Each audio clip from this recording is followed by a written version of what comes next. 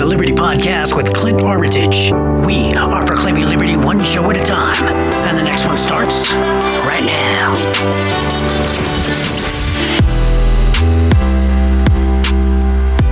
Welcome back.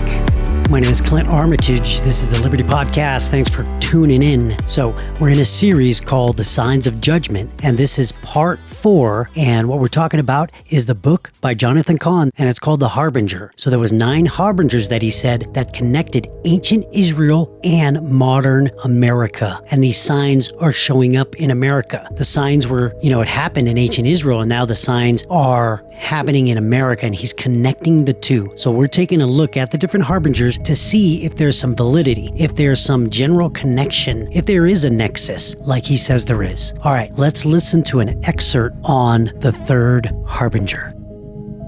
And the third harbinger. The bricks have fallen down. When the Assyrians invaded the land, they caused bricks to fall. The sign of fallen bricks speaks of destruction, the breaking down of walls, the fall of buildings, and the heaps of ruins that were left in the wake of the Assyrian destruction. And with America, the attack of 9/11 specifically involved the fall of walls and buildings, and the most iconic image in the wake of the calamity was of the heaps of ruins at Ground Zero. And within those ruins were fallen bricks. Okay, so this, this one is a little bit, it's easy. It's not very difficult, not complex. I don't have to research to find out. It's just saying that one of the signs or one of the harbingers is that the bricks have fallen. So basically something being toppled over, which is in Israel's case, it was the cities that were toppled over. Whether it be, which I think Jonathan Cahn is kind of connecting the northern kingdom, which was Israel in Samaria there, that when it was destroyed, the buildings and the city was toppled and all the bricks were had fell. And so obviously this connection to America would be the towers that fell. So again, it's not complex to understand. The connection is the buildings being toppled and the bricks have fallen.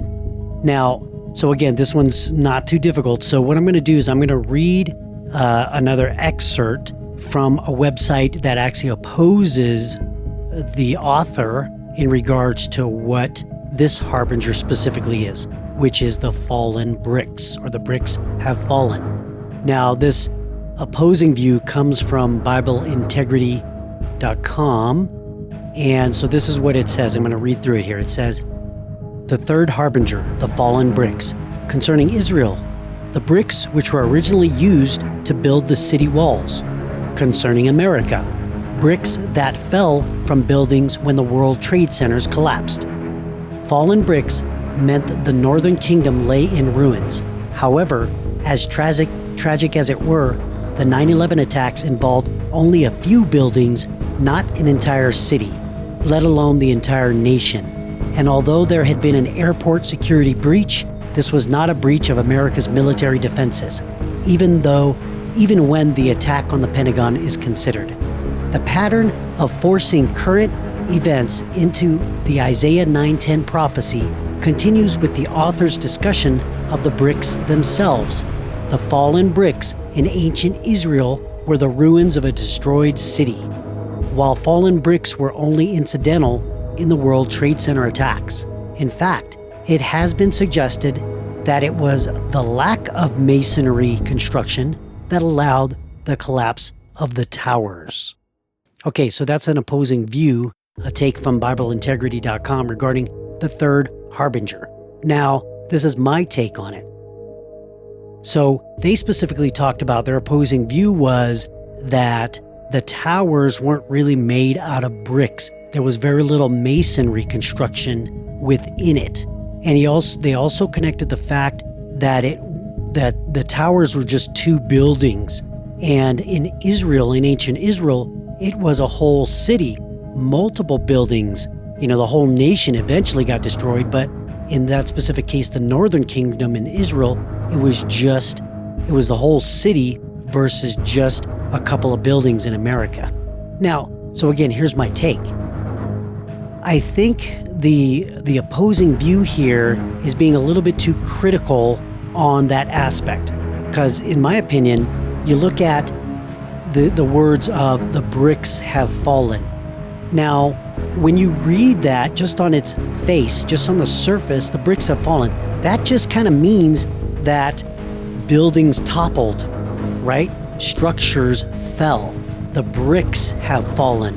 Now, I don't necessarily connect, bricks themselves, meaning the bricks in ancient Israel and bricks or the lack of bricks in the construction of the Twin Towers. Because how many bricks have we used to construct houses since, the 1950s and before then? Because back then, way back when, we did use bricks. Bricks were a common construction item for structures. But, in the modern era, bricks have not been. So I don't necessarily think that that's a good opposing factor, saying that, there's not many bricks in the towers. So I don't really see that that's a valid point, because obviously things in the Old Testament is not going to match up exactly as they do in the modern times, or America right now, modern America. But you get the same, information. The bricks have fallen, meaning the buildings, the structures were laid to ruin. And that's what you get. So I don't really agree with that one. Now, when he talks about the whole city being destroyed, again, it doesn't say that, even though in northern Israel, or I should say the northern kingdom of Israel, on that attack from the Assyrians, when they destroyed Israel, yes, they destroyed the whole city or cities, but they destroyed the whole city when the bricks fell.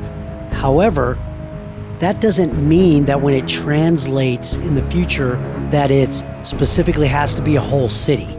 Like, I don't see that has to be exact.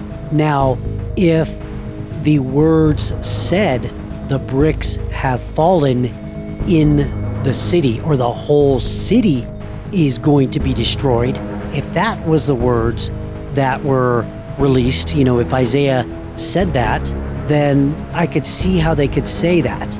But it didn't really, I don't think it said that. Now I'm going to bring it up again, and I'm going to take a look to see the exact words of Isaiah 9:10, or even I think it's So it says in Isaiah 9:10, it says, "The bricks have fallen, but we will rebuild with dressed stone." And again, I'm not going to get into that part of it, because that second part actually refers to the next Harbinger. But the bricks have fallen.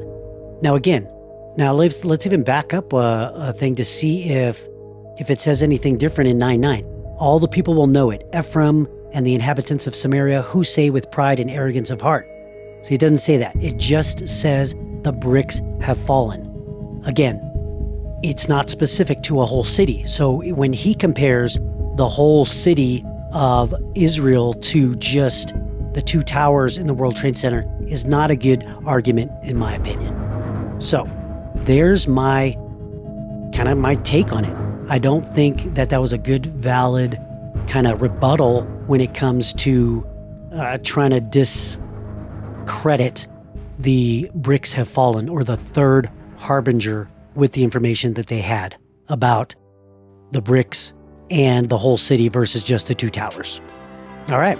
Well, that's it for this episode of the Liberty Podcast. My name is Clint Armitage, and I want you to stay safe, stay motivated, and keep seeking liberty. We'll see you next time. Take care now.